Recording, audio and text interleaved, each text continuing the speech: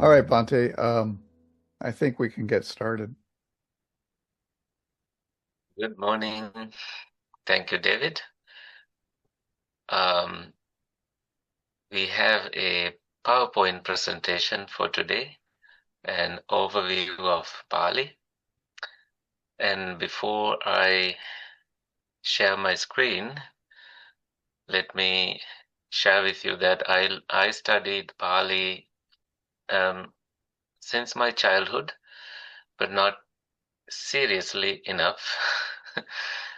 We studied it as a subject in the Sunday school.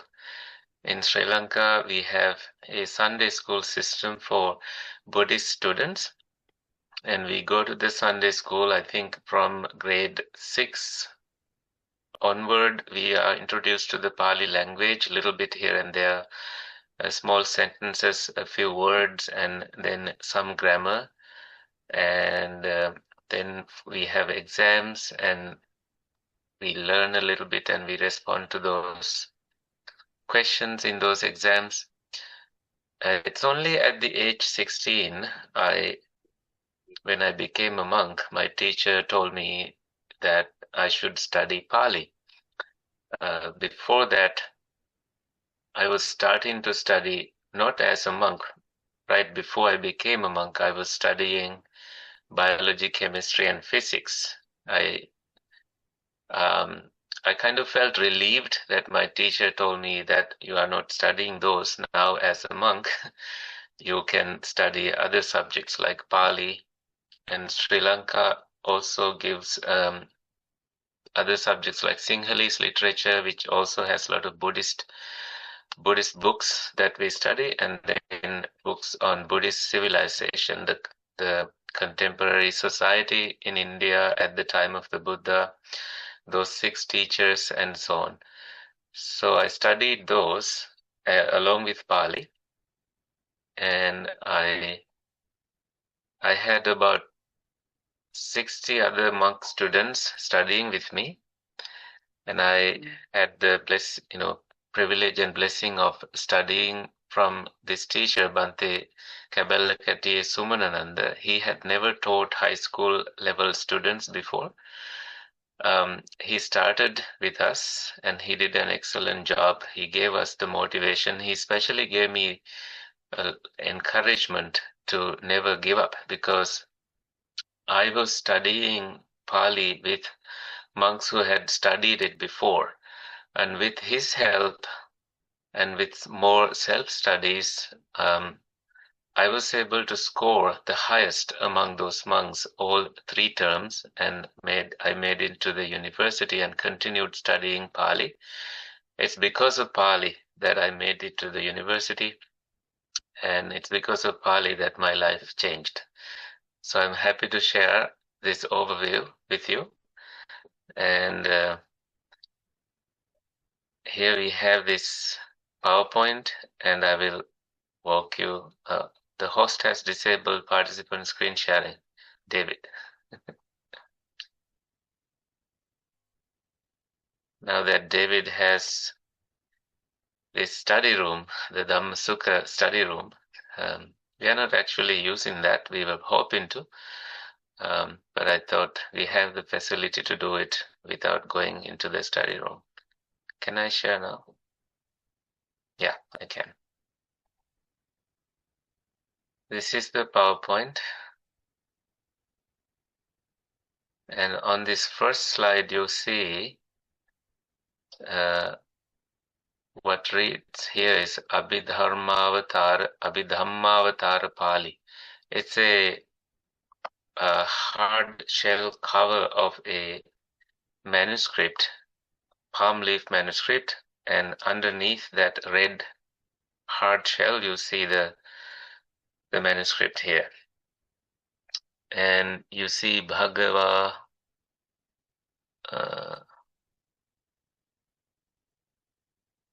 Vahanse, stuff like that. This is in Sinhalese language, Aneka Prakara Vashen. So that is this is what a palm leaf looks like, and I will tell you the significance of it. I think I have a close-up of it. This is also a bound up palm leaf. This language is the language of the early Buddhist teachings. Teachings are preserved in the Pali language. It's one of the Indo-European languages. It was close to the everyday speech of the Buddha's time. And you can think of Sanskrit as the language of the scholars, language of the elite, and ordinary people did not have access to speaking Sanskrit or reciting slokas or mantras. So ordinary people spoke in a language very close to the Pali language.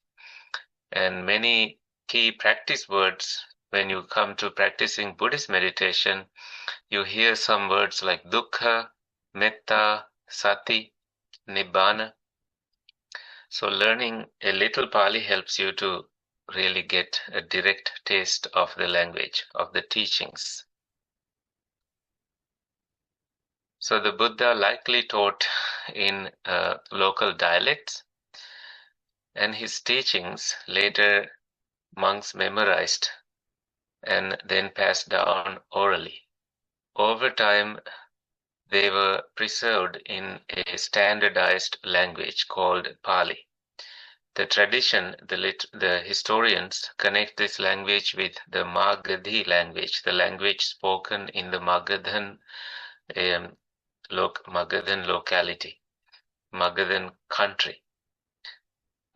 But what we now have is a refined transmission language, not one exact dialect. It has come together, also mixed with derived from Sanskrit and Sinhalese Prakrit origins. So what Pali originally meant, this is very significant. It meant a text or a line of scripture. You can see a close-up view of this palm leaf manuscript, and you see just a line with no spacing. The spacing between words is this little symbol here. The word before is jara, jarapi dukkha, that is Pali, and then the space, vyadhipi dukkha. Because it's just one line is still called Pali in Sinhalese, and Pali might have become Pali, you see. And then dukkha, dukkho, and then the spacing, yam pichang nalabhati. This is from the first sermon of the Buddha. And then Arya Sanghang. When it's a chapter, when it's a passage break, then they have this symbol like this. See? And then another one like that. My dad's handwritings looked very close to this, and I remember seeing he writes on copper leaves because he recited, he had a teacher who taught him healing mantras. And he used to write on copper leaves, and people can wear these copper leaves like a, what is it called? Amulet? Not omelet. You can wear it in your neck like that. So he used to make those, and he would write in this style. And then he used to also give these passage break symbols. Only later, this language became known as the Pali language. So Pali is really the language of the teachings as preserved. You can see after the Buddha's passing away, monks feared that the teachings will be lost. And before his passing away, some monks approached the Buddha and told him that, you see, in the other traditions, especially in the Jain tradition, they did not appoint a leader before their leader passed away, Mahavira. So many other qualified leaders thought that they should be the leader. And there was chaos because of this, that students of one leader wanted their teacher to become the leader. So this kind of created some political conflict. And because Buddhist monks learned this, and they approached the Buddha and told him that, why don't you appoint a qualified monk as the leader? And the Buddha said, no, take Dharma and Vinaya, doctrine and discipline as the leader after my passing. So when the Buddha passed away, there were some happy monks that the Buddha was gone. Especially Subhadda was one of those monks. Subhadda means one with nicer words, the literal meaning of that name. But he became known as Abhadra because he spoke not so nice words after Buddha's passing. He said, we are free, we can do whatever we want. There's nobody to promulgate any rules anymore. So this was a alarming situation for responsible monks, and these monks, including Ananda and Upali and Mahakashyapa, some from the 80 great disciples, they decided that they should do something about it. So they gathered and they held the first council 3 months after the Buddha's passing away, and only arahants, enlightened monks, were selected for this council, and about 500 in number joined this council. In it, you see an AI image of this kind of council. They sat in a cave. This cave was called the Saptaparni cave, and in it, with the support of the then king, they recited, asking questions of the sutras from Ananda, the attendant monk, the custodian of the Dharma, and he revealed the answers to these questions, and they all agreed upon discourses that should be preserved. And another monk who was an expert of Vinaya, the disciplinary code of monks, he was asked questions of the Vinaya, and he answered the questions, and they agreed upon the Vinaya to be kept. So they asked these two monks questions and came to an agreement to preserve the teachings the way they agreed upon. This is why they are called Theras, and Thera means elder monks. These monks, enlightened monks, are Thera monks. And what they agreed upon became the Theravada, the doctrine of the Theras, doctrine of the elders. That is why Theravada became one of the oldest surviving lineages of Buddhist Sangha, schools of Buddhist Sangha. So this was the first formal recognition of the Buddha's teachings. But they had one problem. The problem is, how do we preserve these teachings for the future generation? So they decided that they do the oral preservation, and that became the recital tradition, Bhajanaka tradition, Bhajanaka monks. So the teachings, of course, they didn't have writing material at the time. The teachings were not written down at first. This is the 6th century BCE. They were memorized through the Bhajanaka tradition, and different groups memorized different collections. So the long discourses were memorized by Digha Bhanakas, Digha Bhanaka monks. So that was Ananda and his students. Hundreds of those students came together. Like in this picture, you see they are holding a thread. This thread is still a tradition. Usually it has 3 strings put together, and that symbolizes, that represents the triple gem, Buddha, Dhamma, and Sangha. And so they recite together in unison. And Majjhima Bhanakas, usually the middle length discourses, The custodian was Sariputta, and Sanyutta Bhanaka, Anuruddha, was the custodian. That was the collection of the connected discourses of the Buddha. And then the numbered discourses to Mahakachana, and then Khuddaka Bhanakas, the 15 books, they were assigned to Mahakassapa, and then Upali for Vinaya, Upali and his students, bearers of the Vinaya. So the recitation was done together to maintain accuracy. This was a highly trained living system of preservation. They respected the Dharma so much that they did not want to change a single letter. They thought that it is a sin to change anything, that they must. It is their responsibility to preserve teachings. This picture is actually a picture of Sri Lankan monk students offering a blessing chanting to some place in their school or some place they went to.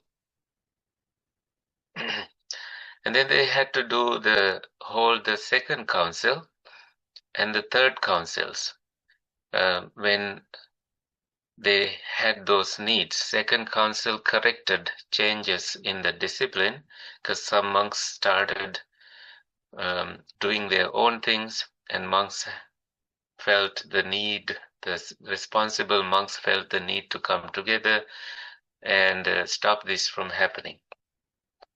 One thing they agreed upon in the first council is that despite the Buddha telling that little and minor rules can be changed, these monks went against that and said, we are not going to change anything. We are going to stick to what we have now. There's no need to change anything. We are going to just follow exactly as we have been doing. And I think that created problems later. Well, these 500 arahants are not Buddhas, and that they did not want to be the ones making decisions. So monks started making, other monks who are not arahants, who were living this life, started making changes. So they had to hold the second council. And in that second council, those changes were refuted, and they continued preserving the doctrine and discipline as is. And during the king Kala Ashoka's time, they had to hold during the king Ashoka's time, Kala Ashoka, the second council, as far as I remember. The third council removed incorrect teachings. Many incorrect teachings were added to the teachings, especially when the people knew that the king was giving food and supporting Sangha. A lot of people joined for the benefits. So there were many who just didn't know how to teach. So they taught whatever they thought was right. And this created a lot of conflict, and the king wanted to remove those monks and give them jobs in that third council period. About how many years after the Buddha's passing? I think 200 something years after the passing away of the Buddha. These are recorded in those historical books. So after the third council, they continued the recital tradition.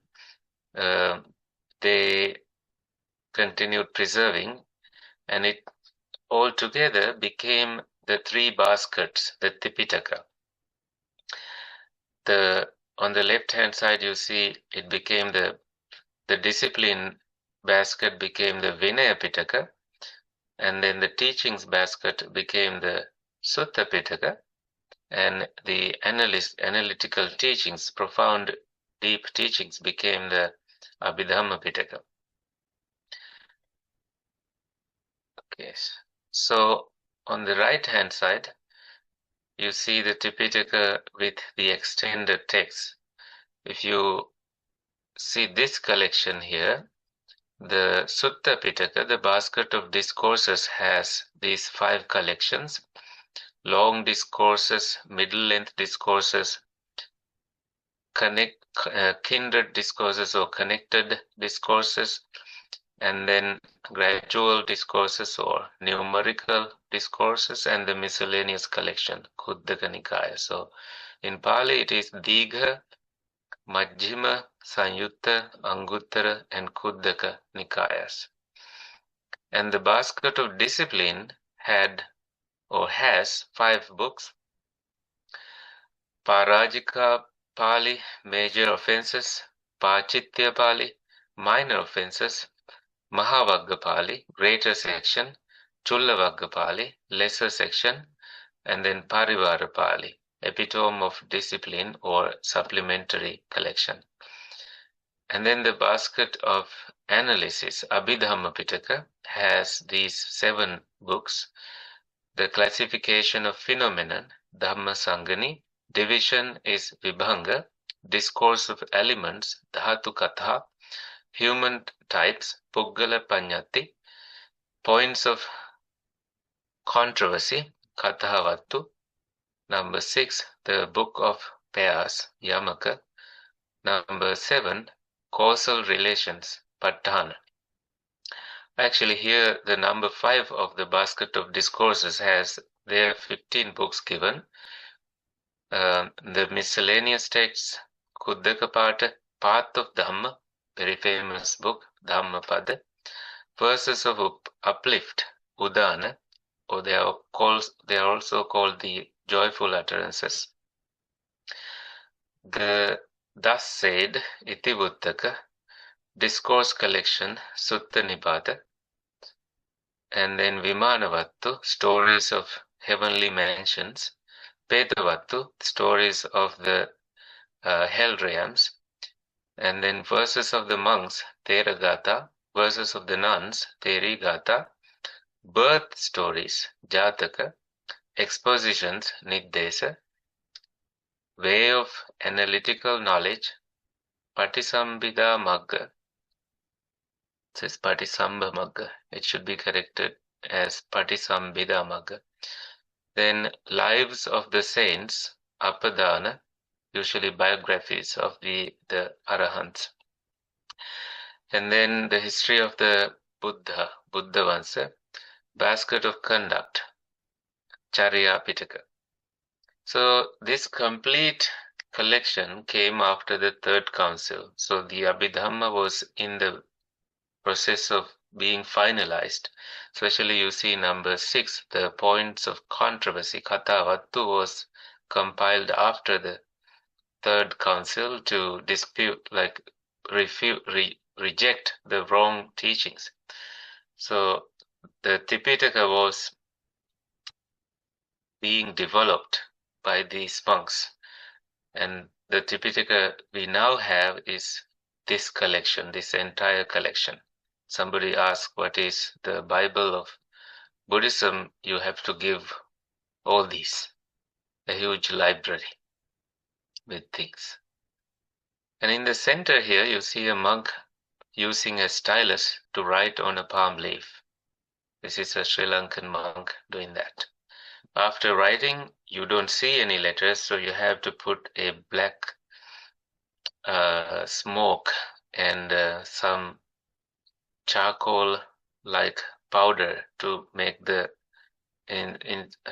inscribed letters visible. And this is a palm leaf manuscript from a Burmese monk. And many temples have these palm leaf manuscripts, and monks no longer really read using palm leaves, so they are in ruins now in many libraries. When in Sri Lanka, when the tsunami hit, many of these coastal temples had libraries, collections of palm leaves in their very valuable mahogany wood or black wood cupboards that only one monk had access to, especially the abbot of the temple. They were all destroyed after the tsunami. However, after this third council, the teachings were almost lost later. For centuries, they kept it with oral transmission, and then in Sri Lanka, during the 1st century BCE, a severe famine occurred that became known as the Brahmanatika famine, Baminithiyasaya, as the Sinhalese call it. During that time, this is what happened. You can look at this image here. There's a heap of sand and monks gathered here. The sand is a symbolic meaning of the Tipitaka, the 3 baskets. Or it is also a place where there was water, usually a river. In Sri Lanka, where I grew up, when we have the drought season, no rain season, the river nearby dried out. So our parents digged wells in the riverbed to get water. And they did overnight chantings. Villagers came together and did overnight chantings to make it rain. And at the end of these chantings, rain came. So this is how dependent they are on the rainwater. During the period of crisis, the famine, monks would gather together, even in conditions of extreme deprivation, around a heap of sand, which served as a simple focal point for communal recitation. Without proper halls or monasteries, they sat surrounding this mound and chanted the Dhamma and Vinaya aloud in unison. The sand heap symbolized the teaching seat and provided a physical center around which the Sangha could assemble. Through collective recitation, they reinforced memory and safeguarded the text as best as they could under dire circumstances. Many monks fled to India for survival. And this famine lasted for 15 years. And those monks who fled, they returned when the drought, the famine was over, and they met the remaining few monks. Many monks who had memorized these had died already because of the lacking of food, scarcity of food. And these monks who returned from India compared their recitation with the monks who survived in Sri Lanka, and they realized that nothing has changed. They had done a great job preserving it. And they felt the urgency to really get the support, the pledge of the king. They requested the sponsorship of the king to sponsor just providing the meals for monks until they all came together and wrote it down on palm leaves, wrote the entire canon in palm leaves. And they did it in this temple. You can visit this temple in uphills in Sri Lanka. You go to Kandy and it's an hour drive, 45 minutes to an hour drive from Kandy to this temple in Matale. So it's a beautiful temple. I've visited there. As school students, we were taken on a school trip to this place. So it's about 6 hours bus ride to this place. You get to Kandy, you visit the Tooth Relic Temple, and then that Tooth Relic Temple is where the Buddha's left tooth is preserved at. And then you can visit this place as an addition, making an additional about 45 minutes drive to this place. You don't see the original palm leaf manuscripts. Monks had to hide them when invasions came. And invasions include misguided kings, misguided by some Hindu priests who hated the existence of Buddhism, or sometimes it is also the kings embracing the Mahayana tradition and saying that the Theravada is just useless and we should destroy anything Theravada.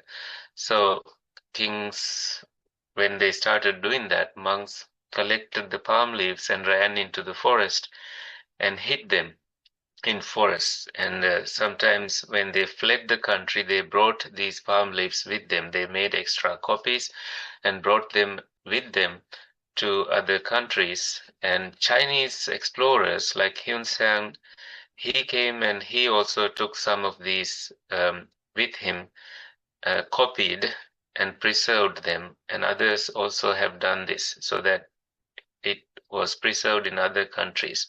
The originals, we don't see them.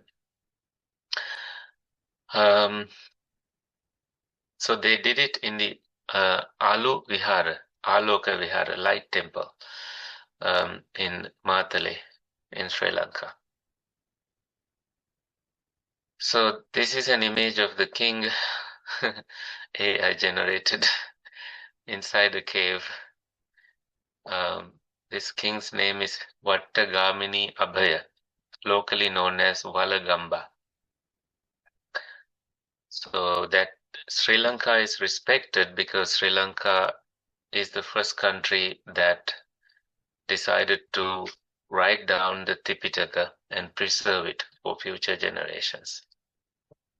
And you see monks breaking the palm leaves, and the ultimate process is to like have a leaf like this, collection of leaves like this, and a monk would write using a stylus. Palm leaves are called thalapatta. So they wrote down the Tipitaka and also the commentaries that became known as Hela Atua. Hela means Sinhalese, the short form for Sinhalese, and Atua means commentaries. In the 5th century, when the commentator Buddha Ghosa from India visited Sri Lanka, his intention, or his teacher's intention, was for him to go to Sri Lanka and use the Pali, the Sinhalese Tipitaka and the Sinhalese commentaries, and then convert them all into the then Pali that Buddha Ghosa used. And that means because of his commentaries to the original Pali, in the Sinhalese script, we have a collection of commentaries now for each collection, like long discourses has a commentary, and middle length discourses has a commentary, and these commentaries came into existence starting from the path of purification, Visuddhimagga, that he brought. I added a couple of simple Pali verses starting from the first verse of the Dhammapada, and I'm going to recite it. The full verse is not here, but I remember it by heart. I will recite it. Mano pubbangama dhamma mano settha manomaya manasace paduttena bhasativa karotiva tatonang dukkha manveti chakkang vavato padang. So when you hear that, that is the style of recitation. You can recite it differently. Mano pubbangama dhamma mano settha manomaya manasa che paduttena bhasativa karotiva tatonang dukkha manveti chakkang vavato padang. So if you are a monk meditating, you might want to recite it again and again until you get the meaning and that you feel very closely connected with the Buddha through these teachings, and you reflect on the meaning of it, and you purify your mind accordingly. So I've given some of the meanings of the words taken from here. The general meaning is that mind precedes all things. We recite this every day here at the retreat center at Dhammasukha. Mano Pubbangama Dhamma. So Dhamma is all experiences. Mano Pubbangama. Mind precedes all these experiences. Mano Settha. Mind is the chief. Mano Maya. Mind made are they. Like Darumaya is wood made, wooden something. Manomaya is mind made. So Mano is the mind. Pubbangama goes before. And Dhamma is experiences, phenomena. So everything we experience is shaped by the mind. The Buddha added that if you speak or act with an impure mind, suffering follows one. Suffering follows one. So impure mind is a mind rooted in greed, hatred, and delusion. And then he said, if you speak or act with a pure mind, happiness follows one. So that's how he introduced his teachings to the world. So why this matters in practice? You learn terms like contact, phassa, feeling, vedana, craving, tanha, dukkha, suffering. You learn these words, and all of these are connected with this teaching. How a visual or a sound, it alone cannot make a full experience without eye consciousness, ear consciousness, and then an object being present. Fusion of these things, these three things, meeting of these three things make a contact, and then a feeling, and then craving, and then clinging. So the whole mass of suffering arises and passes away each moment. And now with that wisdom, you see that the I is not a constant. The physical I seems to be a constant, but that too is changing. One thing arises, so for the sounds to manifest, the I consciousness or I contact, I feelings have to disappear. So they keep like arising and passing away. And this you stop labeling as I, me, or myself, because if it is I, me, or myself, then you should be able to change the process to be different, to say something like, let me only have pleasant feelings. But that's not possible. It's how conditions manifest, conditions arise. The process starts in the mind, so if we understand the mind, we can change the whole chain. Other teachings. I taught this yesterday from Dhammapada 290. Matta sukha parichaga asse che vipulang sukhang Chaje matta sukhang dhiro sampassang vipulang sukhang. So I have given the meaning of each word, most words. Matta sukha parichaga, by giving up little comfort, little like lesser happiness. Che, if sukhang, if there is a greater happiness, passe, and if you see it, vipulang sukhang, that greater happiness. Sampassang, seeing well. Dhiro, the wise person. Matta sukhang chaje, that slight comfort, lesser happiness. Chaje, gives up. By letting go of small worldly pleasures, a wise person gains a much greater and lasting happiness. By abandoning 5 hindrances, you get to the first jhana. By abandoning what is there in the first jhana, you get to the second jhana. So it's a process of letting go. So monks, think about this and meditate, feeling inspired. Another set of verses, there will be 3 together. This is the original Vinaya for monks. They didn't have rules at the time. So they took this as their discipline and they recited this every day.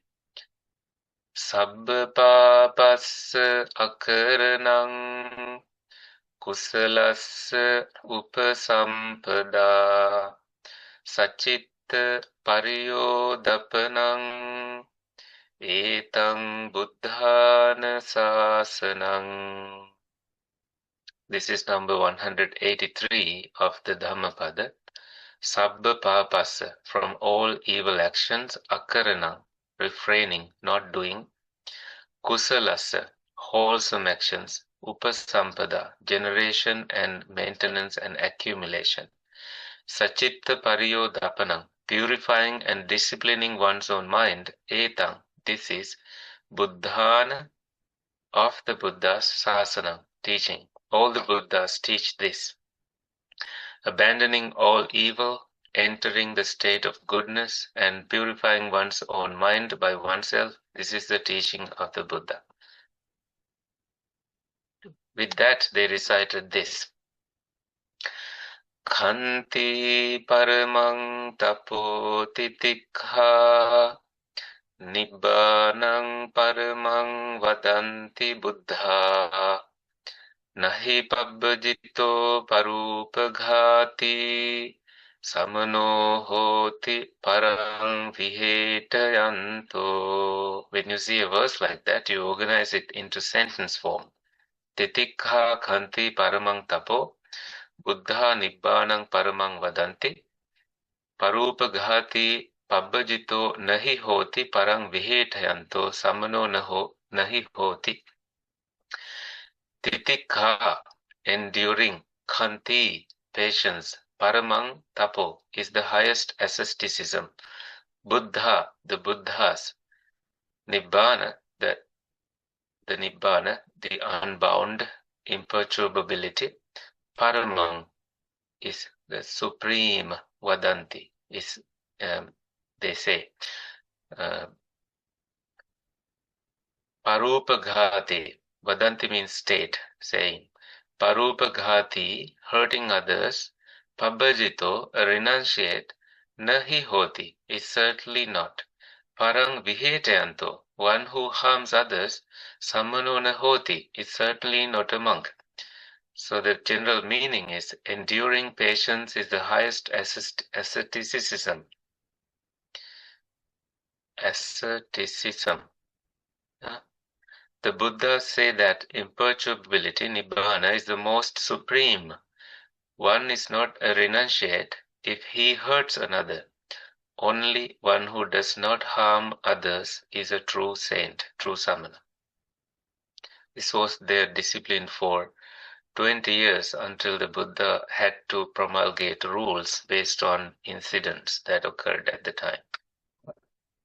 The last in this collection is Anupavado Anupaghato Patimokhe Sangvaro Mattanyuta cha bhattasming Pantahan cha sayanasanang Adhichitte cha ayogo Etang buddhana sasanang. What you see here is the sentence form, not the verse. So that's why I chanted it differently.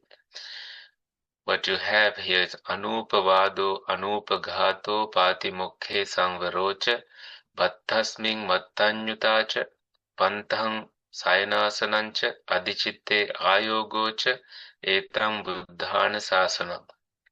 See some words repeated here. Cha, cha, cha. Cha means also in English. Anupavado, not finding fault with others. Anupaghato, refraining from harassing others. Patimokhe, in the main form of discipline. Sangvaro, being well restrained.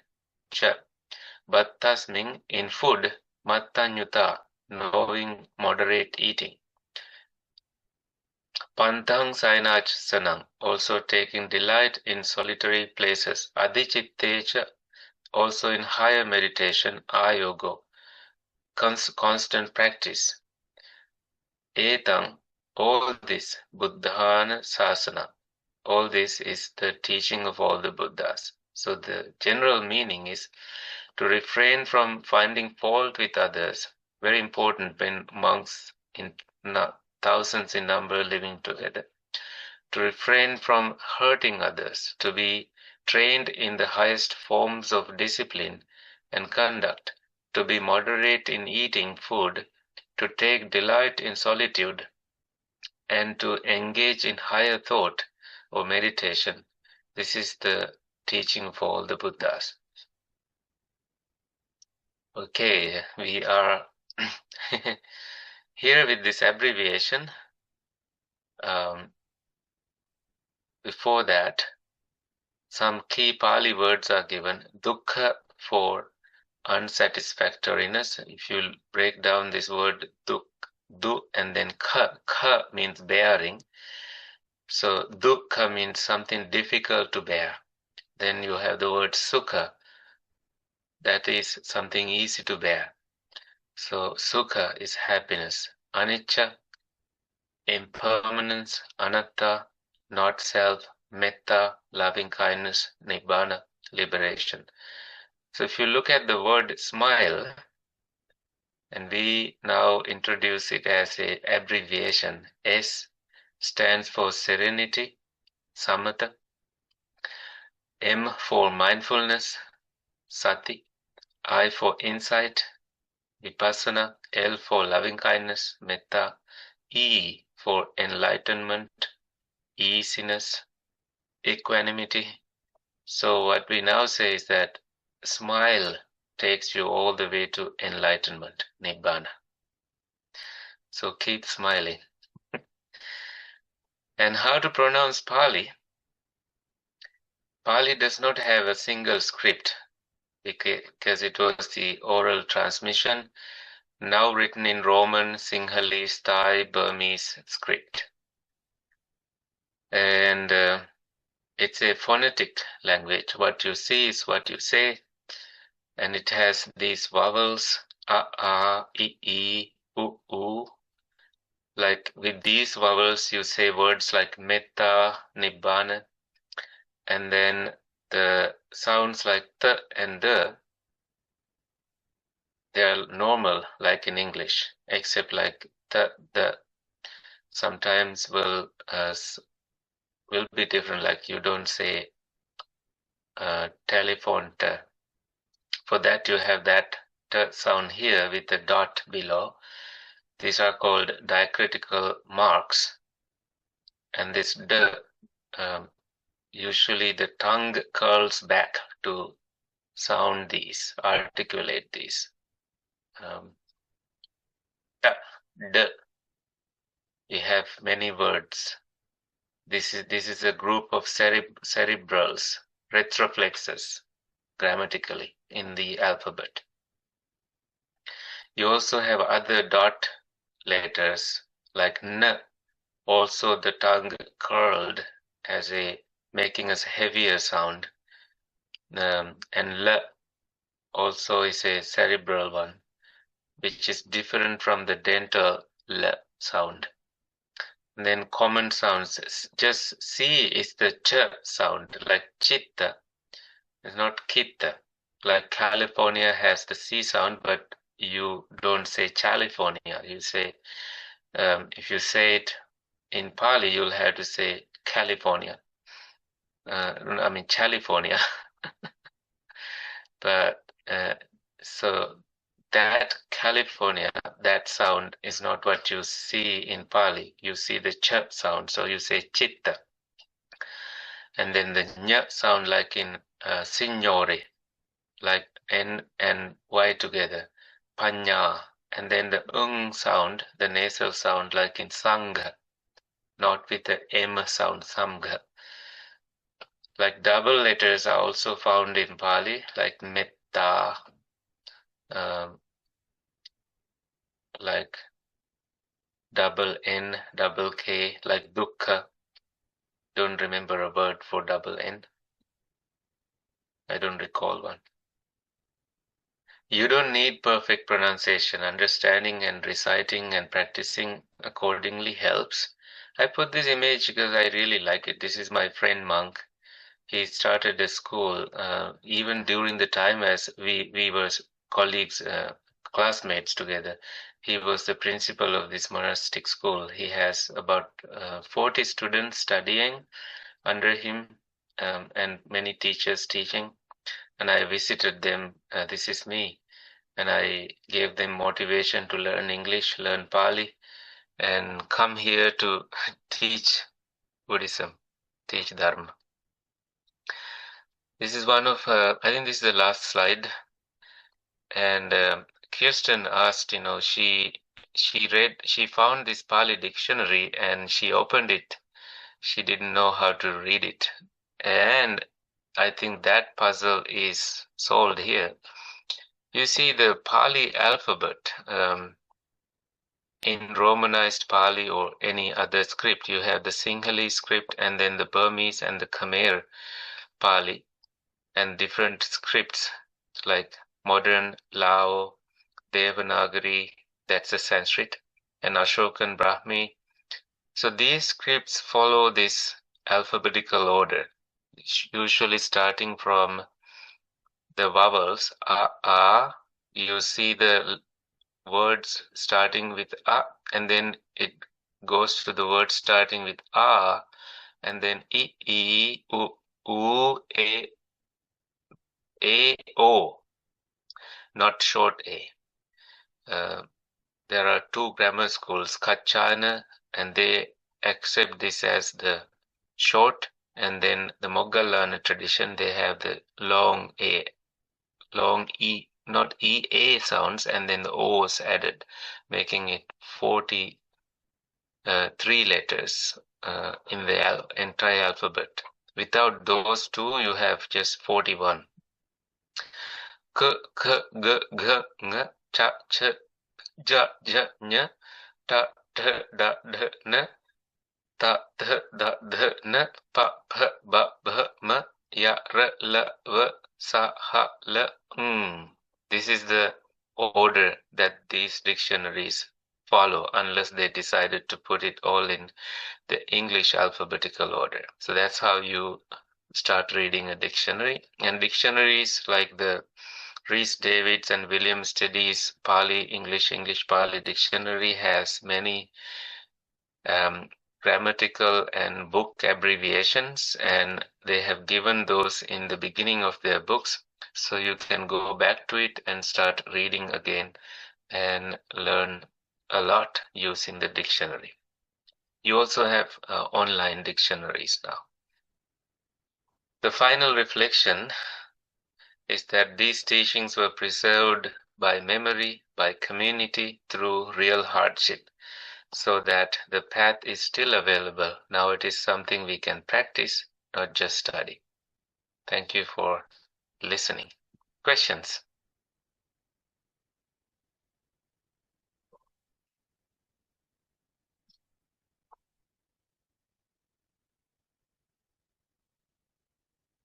Smile. No questions. Thank you for no Oh, questions. there we go. There we go. Alex. Can you put on the slide with the letters so I can see? Yeah. Because I was noticing, so there's no B sound or no D sound. Oh, V is here. V, yeah, but no like B like letters. Yeah, B is here. B, but. Oh yeah. Okay. And D, yeah, okay. No, I was okay, but I was misleading. Sorry. Yeah, I think you have many Pali alphabets that you can Google and take a printout of one and put it on your desk or on the wall. So when you are reading, you can follow that order. And sometimes you also have pronunciation guide in the beginning of many grammar books. You also have them available online. Like ch is spelled as this, n is spelled as this, and that helps. And also I keep uploading some of the recitations into my YouTube channel, Kusala TV, because I teach Pali and students ask me to record some, and to help other students, I mean help everyone, I upload them into the YouTube. There is a playlist with these recitations. At Harvard Divinity School, our professor made us read in Burmese script and the Thai script. Yeah, this is the Khmer script. So when we went to Burma, I was able to read using the Burmese script, and I have pictures of me reading Burmese palm leaf manuscripts. There are these preservation projects done by our friends to preserve these manuscripts. A lot of books Sorry, like and you also do it phonetically? What do you mean? That the letter relates to a sound. Is it also Yes, phonetic? it is phonetic. The Pali is a phonetic language. The letter is yeah. So a, I, u, e, o. You don't say this K though. You see K here, but with a vowel added. This is the K sound, like dukkha, and then sukha with these two together. Magga, like Arya Attangika Magga, Arya. There'll be slight variations, but it is phonetic. Thank you. You're welcome.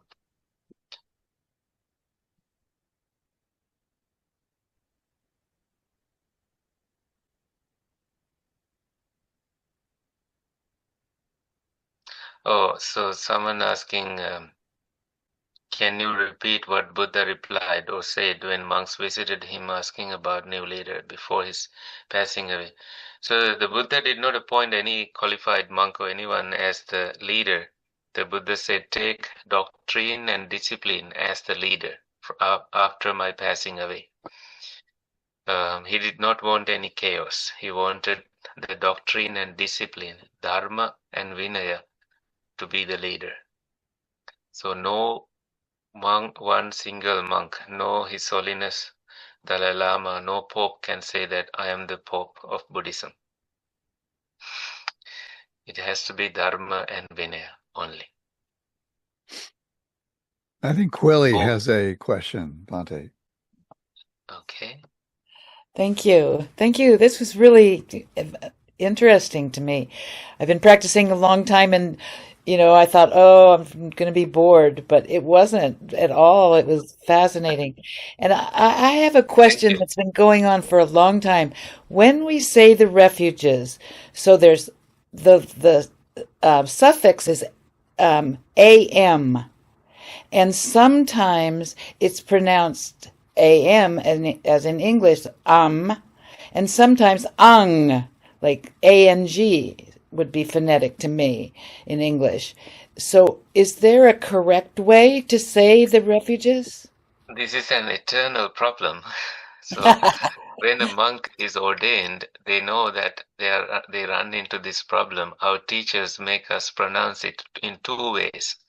ANG way and then the AM way, and they show to us that ANG way is the correct Pali style. So Buddhang Saranang, you don't close the mouth with the M sound. Buddhang Saranang Gacchami. Why? Because AM way is the Sanskrit style. That is different from the Pali style. Buddham Saranam, that is the Sanskrit style. So Buddhang Saranang Gacchami. Thank you. You're welcome. It's a long time question. Now you can meditate again with that. Let that rest. So if someone wants to be a monk, where will they begin? Are there monasteries in the US that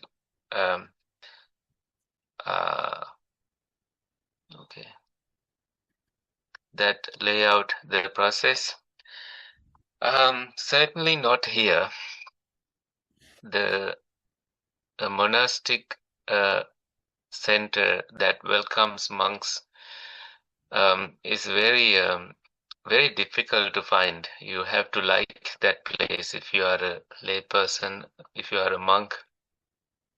If you want to be a monk, I think you have to live in that place for 2 years minimum before the teacher decides that you should you are a right candidate for it, and you too should feel a connection with the teacher, the teachings, and the place, and that a lot of responsibilities as a lay person should end before you go forth.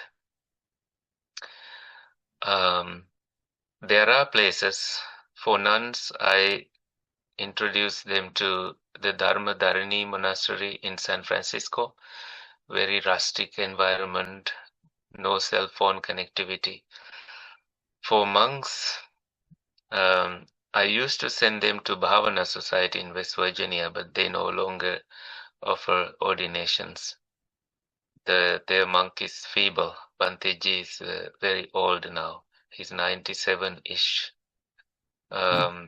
Empty Cloud Monastery in New Jersey offers ordinations. Clear Mountain Monastery in Seattle offers ordinations. So I tell you to keep looking and go into retreats with them and look for a place. Or you can go to places in Sri Lanka or Thailand and Burma to seek ordinations. Is there a Pali dictionary? Yes, many dictionaries. Rhys Davids and William Steady, their dictionary is very famous. They published it through the Pali Text Society, and they also have that as a PDF available online. Someone can quickly Google it and maybe send it to the chat group here. And other books, Pali English, like Conce's Pali English Dictionary by A.P. Buddhadatta and many other scholars are available.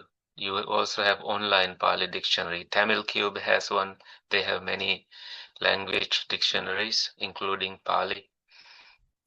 And you just need to know, you may need to copy paste from the suttas. Like Sutta Central has a way that you can click on a word and it reveals the meaning at the bottom of the screen. So you need to make that setting available on their website.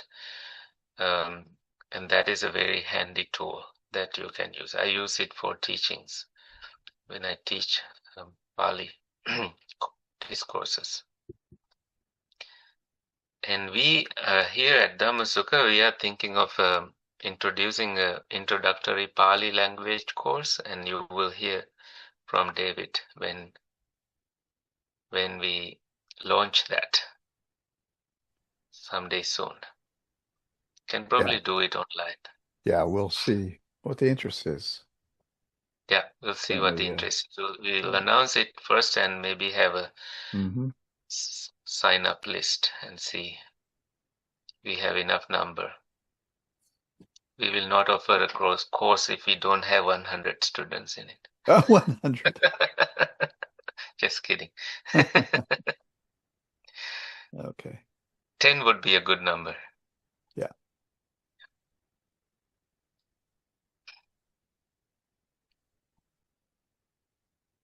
That's it. Thank you. Thanks, everybody. We will see you next week. Alex, another question. Oh, one more question. Sorry. Do you have any thoughts about how translations could modify the understanding of the Dhamma? It always does. One time I met Bhikkhu Bodhi at when he came to Boston to Harvard Divinity, and I didn't think well. I told him that your translations are super helpful, and I want that style in Sinhalese. In the Sri Lankan Tipitaka, he didn't like the idea. He said, never go from English to Sinhalese or to Pali, go from Pali to Sinhalese. And that is because he understands how important it is to stick with the original meaning, original language. And it took, after that I understood how, I think I didn't mean it that way. I wanted the Sinhalese Tipitaka organized the way he numbered it. That's what I actually meant. I wanted a easy access to the suttas. Sinhalese has it in like 10 in this chapter, 10 in other chapter. So yes, the translations we have like Tanisaros, Sutta Centrals, Bhikkhu Sujatos, Bhikkhu Bodhis. These translations, like Tanisaro would say the words stress for suffering. Bhikkhu Bodhi would use suffering for dukkha. And another translator would use unsatisfactoriness for dukkha. All three seem to be correct, but very individual specific. So I think sometimes translators leave some words untranslated. Nibbana, dukkha, sukha, they want to leave them as is, leaving the reader to find the meaning of them. But that too gives us problems. So yes, the translation, the translator and his practice. In Sri Lanka, we have another problem. Monks who are just scholars translate without actually, they are very accurate, but I think the touch of a practice also missing sometimes in it. So that also created some very archaic, old language use. So the ordinary reader, a practitioner, cannot understand what they were trying to say. Like skanda as skanda, which is like reading the original Pali.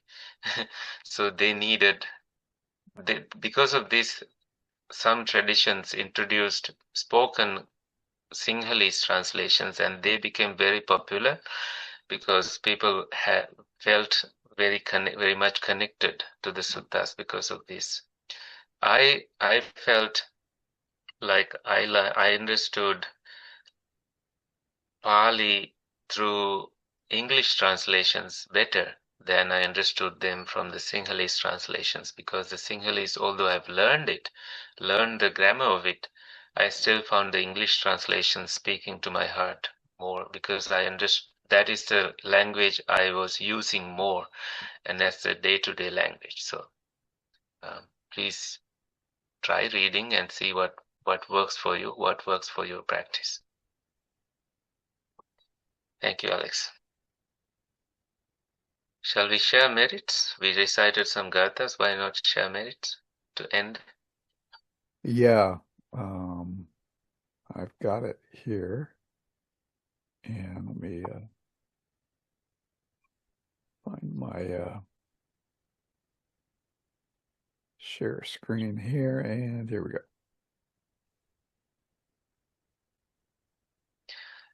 May suffering ones be suffering free, and the fear-struck fearless be. May the grieving shed all grief, and may all beings find relief. May all beings share this merit that we have thus acquired for the acquisition of all kinds of happiness. May beings inhabiting space and earth, devas and nagas of mighty power, share this merit of ours. May they long protect the Buddha's dispensation. Sadhu, sadhu, sadhu. Sadhu. Happy meditation. Keep smiling.